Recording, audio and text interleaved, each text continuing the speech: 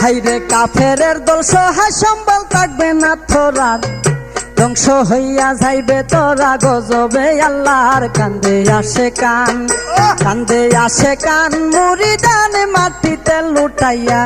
কোন কাফেরে করলো এই কাম, মাজারেতে গিয়া মারছে 700 গজার, মারছে 700 গজার। খাইতো আদার দিলে হাত বাড়াইয়া, এক নিয়তে খাওন দিলে খাইতো বাসিয়া। তারাই আল্লাহর ওলি।